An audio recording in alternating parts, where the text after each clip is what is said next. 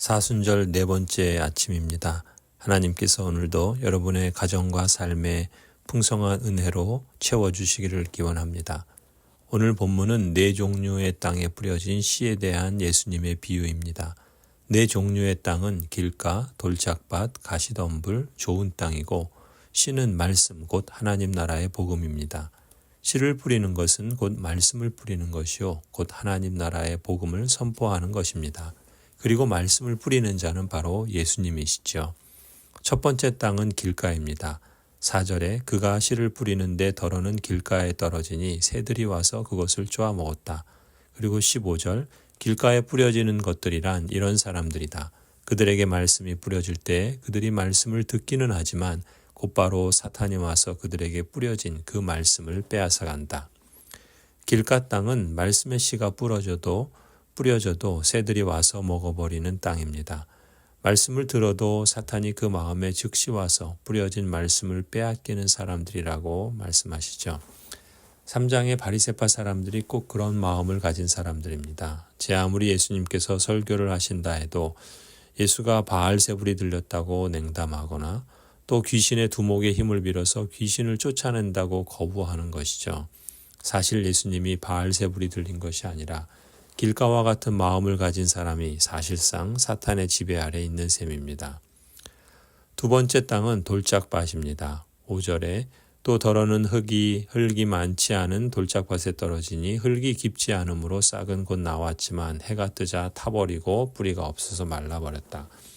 16절에도 말씀하시죠. 돌짝밭에 뿌려지는 것들이란 이런 사람들이다.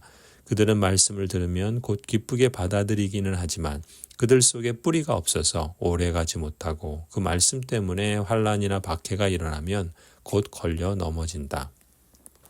돌짝밭 같은 마음을 가진 사람은 일단 말씀을 들을 때 즉시 기쁨으로 받는 반응을 보인 사람들이긴 합니다. 길가처럼 무관심하고 거부했던 마음과는 전혀 다르지요. 오히려 즉시 기쁨으로 받은 사람이라고 말씀합니다. 그런데 말씀으로 인해 복음으로 인해 환난이나 박해가 일어날 때 그걸 감당하지 못하고 넘어지는 사람, 그런 사람의 마음을 두고 예수님은 돌짝밭 같은 마음이라고 하십니다. 뿌리는 겉으로 보이지는 않지만 꽃이나 나무가 생명력 있게 자라는데 가장 중요한 기초이지요. 뿌리, 기초 이런 게 참 중요합니다. 신앙도 마찬가지죠. 신앙의 뿌리가 깊어야 하고 신앙의 기초가 튼튼해야 건강하게 자라고 풍성한 열매를 맺을 수 있습니다. 세 번째 땅은 가시덤불 땅입니다. 7절에 또 덜어는 가시덤불 속에 떨어지니 가시덤불이 자라 그 기운을 막아버려서 열매를 맺지 못하였다. 18절 19절입니다. 가시덤불 속에 뿌려지는 것들이란 달리 이런 사람들을 가리키는데 그들은 말씀을 듣기는 하지만 세상의 염려와 재물의 유혹과 그 밖에 다른 일의 욕심이 들어와 말씀을 막아서 열매를 맺지 못한다. 가시덤불 땅은 말씀의 씨가 뿌려져도 가시 기운에 막혀 열매를 맺지 못하는 땅입니다. 즉 말씀을 듣기는 하는데 세상의 염려나 재물에 대한 유혹, 기타 여러 가지 일에 대한 욕심에 마음이 사로잡혀서 열매를 맺지 못하는 사람들을 두고 하는 말이죠. 마지막 네 번째 땅은 좋은 땅입니다. 8절 그런데 덜어는 좋은 땅에 떨어져서 싹이 나고 자라서 열매를 맺었다. 그리하여 30배, 60배, 100배가 되었다. 20절입니다. 좋은 땅에 뿌려지는 것들이란 이런 사람들이다. 그들은 말씀을 듣고 받아들여서 30배, 60배, 100배 열매를 맺는다. 좋은 땅은 말씀의 씨가 무성하게 자라 풍성한 열매를 맺는 땅입니다. 즉 말씀을 듣고 받아서 30배, 60배, 100배 결실을 하는 사람들이죠. 진정한 신자라면 누구나 다 이렇게 열매 맺기를 원하지 않겠습니까? 누가복음 8장 15절을 보면 열매 맺는 좋은 땅은 어떤 사람인지를 구체적으로 안내해 주십니다. 그리고 좋은 땅에 떨어진 것들은 바르고 착한 마음으로 말씀을 듣고서 그것을 굳게 간직하여 견디는 가운데 열매를 맺는 사람들이다.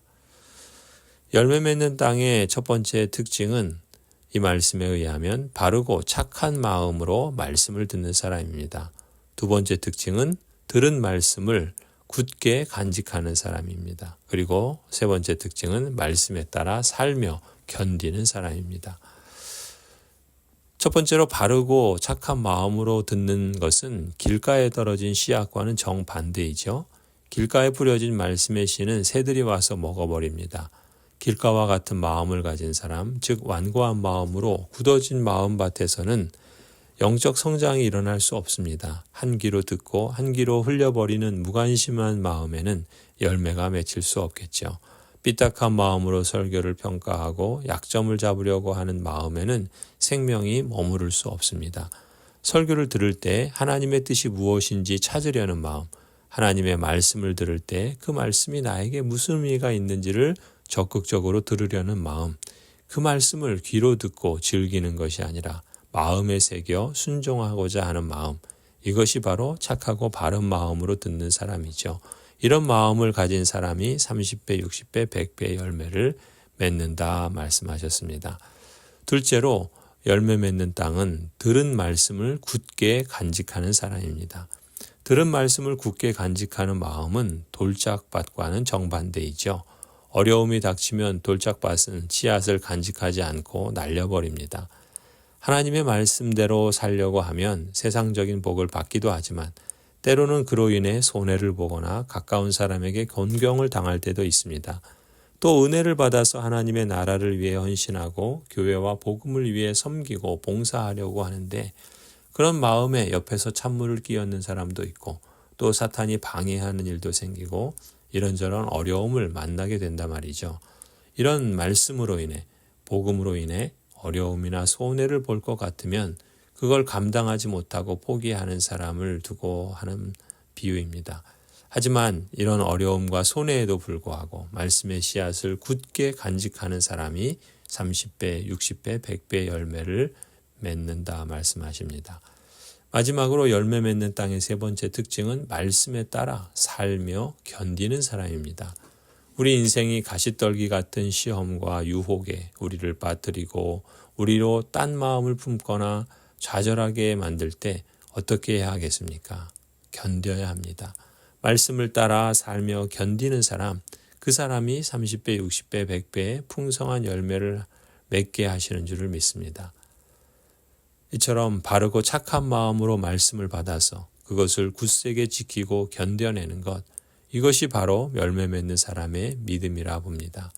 하나님이 하신 일, 곧 구원이라는 놀라운 씨앗을 마음속에 품고 시련이 와도 흔들리지 않고 세상 유혹과 여러 가지 염려가 와도 거기에 마음을 빼앗기지 않고 끝까지 붙들고 열매를 맺게 만드는 힘, 이러한 믿음을 주시기를 간구하시기 바랍니다. 성도 여러분, 하나님의 말씀의 씨앗이 뿌려지는 네 종류의 땅은 곧 여러분의 마음밭이라고 할 수 있습니다. 어떤 마음이 하나님 나라에서 풍성한 삶의 열매를 맺는가, 이것이 이 비유의 초점입니다. 농부 되신 예수님께서 우리 마음밭에 씨를 뿌리실 때 열매 맺기를 기대하시지요. 하나님의 꿈을 여러분의 마음에 담기 원합니다. 하나님의 뜻을 거부하는 딱딱한 마음을 갈아엎기 원합니다. 하나님의 꿈에 뿌리를 내리지 못하게 하는 돌을 파내기를 원합니다. 나를 흔들게 하는 유혹과 근심의 가시를 뽑아내기를 원합니다. 부드러운 마음, 좋은 밭이 되어 말씀의 씨가 자라서 열매 맺기를 원합니다. 성도 여러분, 바르고 착한 마음으로 하나님의 말씀을 들으십시다. 들은 말씀을 마음에 굳게 간직하십시다. 마음에 간직한 말씀을 따라 또한 살며 견디십시다. 이렇게 하나님의 말씀에 응답하고 순종함으로써 30배, 60배, 100배의 풍성한 삶의 열매를 맺는 삶이 되기를 주님의 이름으로 간절히 축원합니다. 아멘.